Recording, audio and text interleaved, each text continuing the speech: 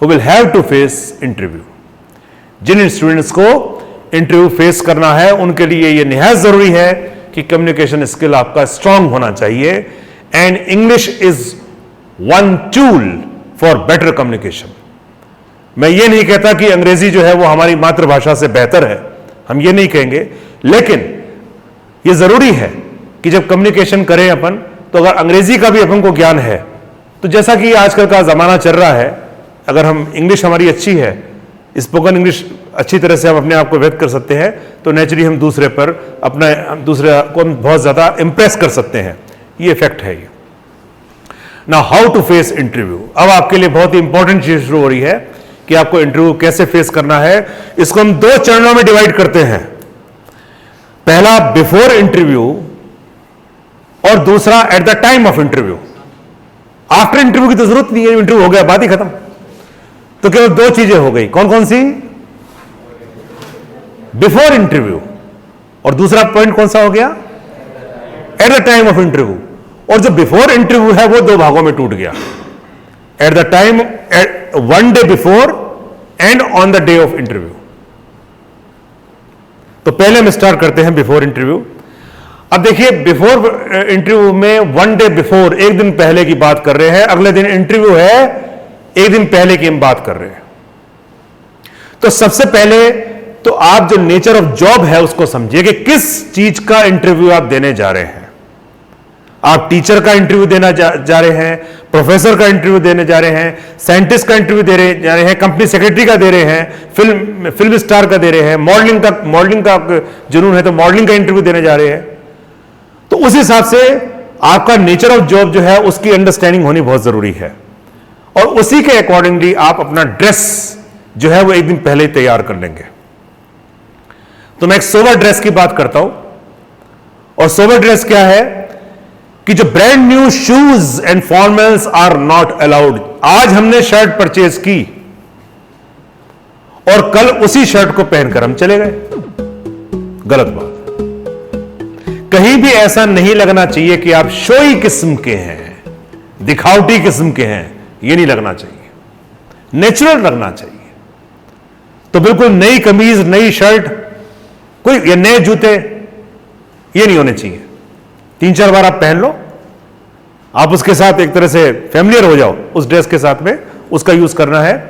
तो brand new shoes and formals are not allowed.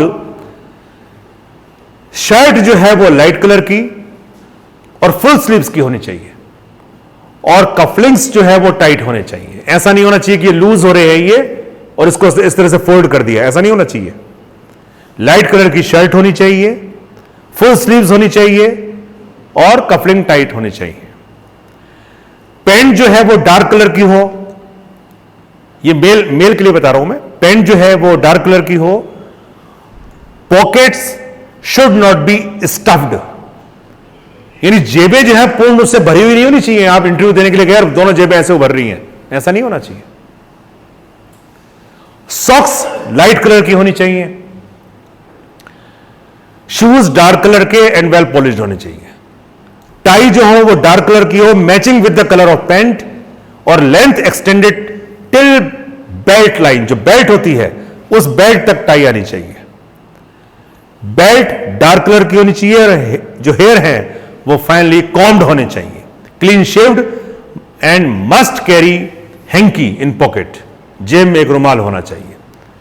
तो ये बहुत छोटी छोटी चीजें हैं जो निहायत जरूरी हैं, जो अक्सर हम भूल जाते हैं. ये सारी चीजें होनी चाहिए. तो हमारा कॉम्बिनेशन क्या बना एक सोबर ड्रेस का, वो सुनिए एक बार क्या बना है. इसका आपको ध्यान रखना है. सोबर ड्रेस, ये चीज आपके वाइवा में काम आएगी. इंटरव्यू तो आप बाद में देने जाएंगे, पर प्रैक्टिकल्स तो आपके होते रहते हैं, तो उसमें ड्रेसअप तो आप होते ही हो. तो उसमें किस तरह की ड्रेस पहननी है, this viva is one type of interview. तो क्या करना है आपको, हमारे जो स्टूडेंट्स यहां पर आते हैं वो क्या करते हैं, उनके 2 बटन खुले हुए होते हैं और यहां लिखा होता है डिस्को, और उसके बाद में वो प्रैक्टिकल देने आते हैं. तो वहां इंटरनल मौजूद है, एक्सटर्नल मौजूद है, और ऐसे आप 2 बटन खोलकर आ गए हो. अब बताओ, कुछ कहने को, कुछ पूछने को रह गया, कुछ सुनने को रह गया? वैसे सब कुछ बता दिया, मैं तो लफंगा हूं. दे दो नंबर, कितने देते हो?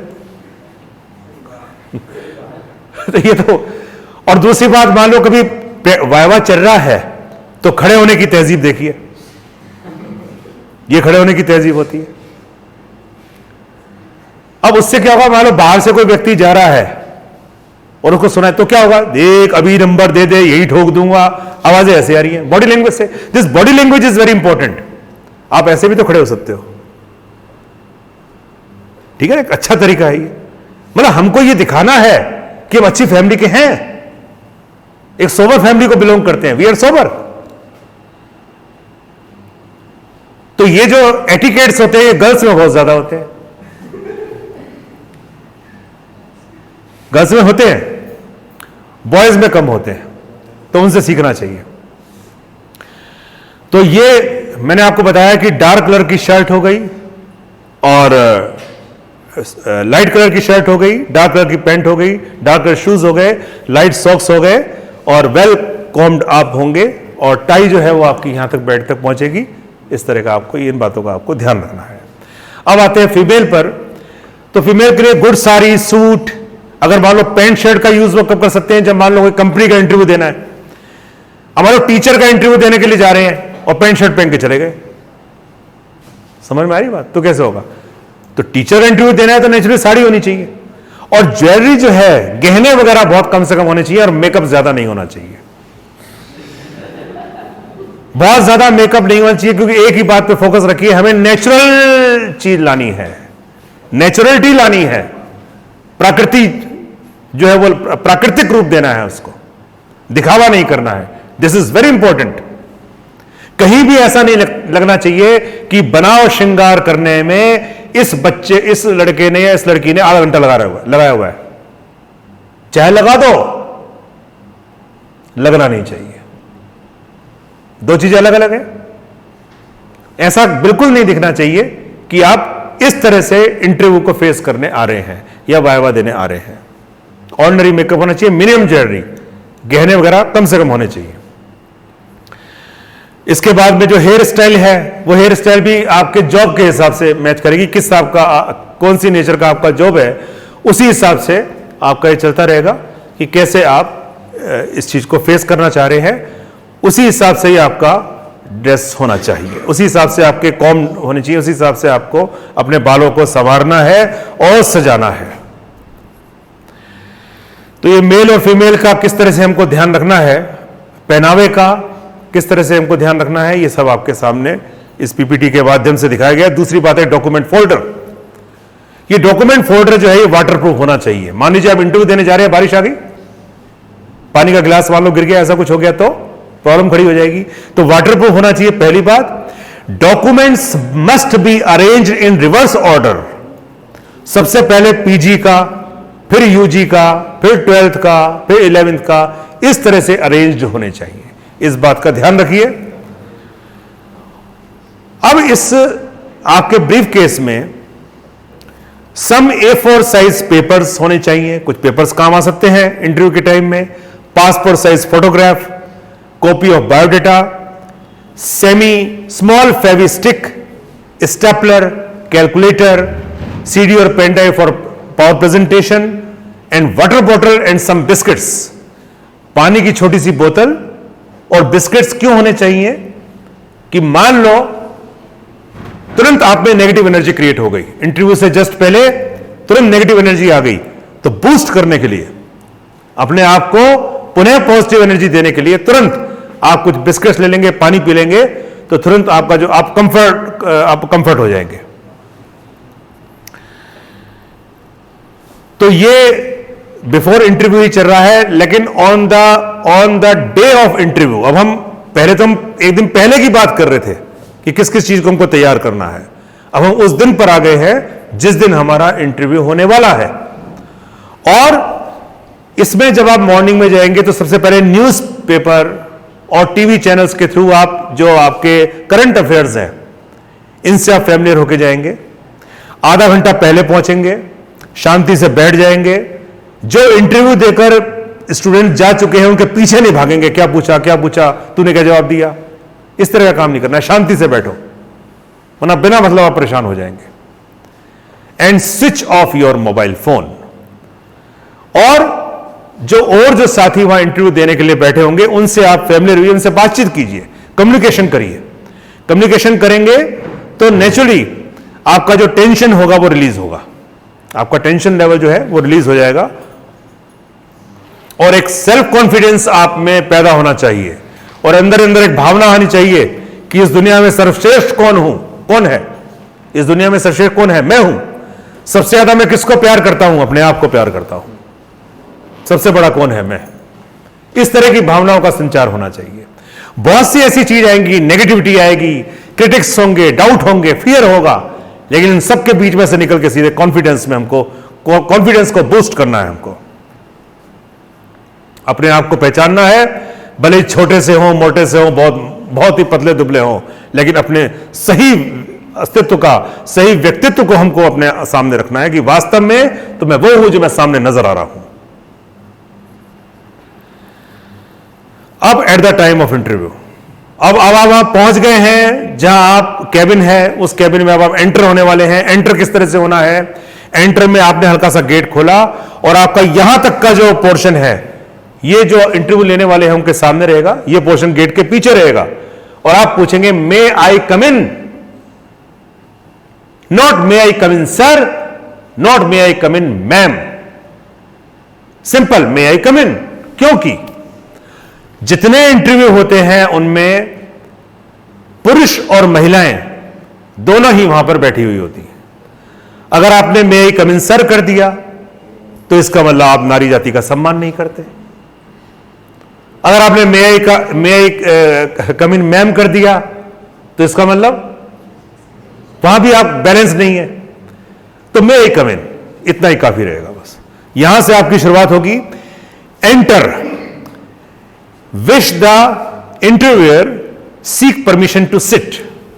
अब आप वहां पहुंच गए, चेयर यहां पड़ी हुई है और इंटरव्यूअर आपके सामने है। वो आपको बैठने के लिए नहीं कह रहे हैं, वो टेस्ट कर रहे हैं आपको। अगर आप खड़े रह गए तो बेवकूफ हो, अगर आप बैठ गए तो बदतमीज हो। तो क्या करें? मे आई सिट? आपने परमिशन भी ले ली और आप बैठ भी गए। तो इस चीज का आपको ध्यान रखना है। आई कांटेक्ट, आई कांटेक्ट लगातार बना के रखो, वो आपके कॉन्फिडेंस को दिखाएगा। एंड देन स्माइलिंग फेस, चेहरे पर मुस्कान होनी चाहिए। Document folder should be placed on your lap, आपकी गोदी पर रखिए।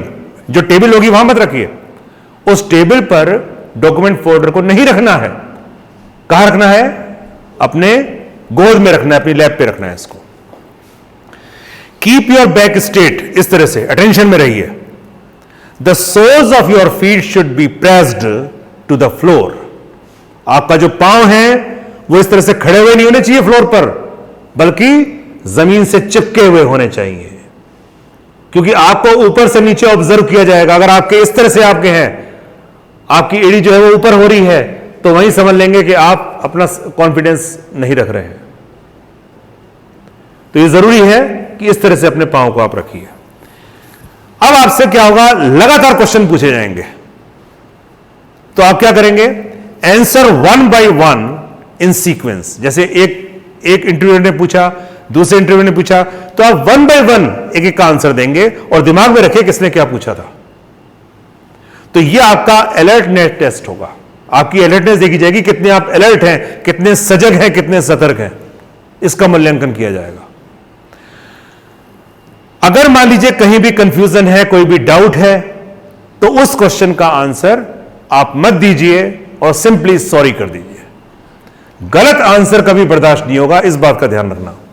यानी लैक ऑफ नॉलेज चल जाएगी, परंतु रॉन्ग नॉलेज बर्दाश्त से बाहर है, वो बर्दाश्त नहीं होगी।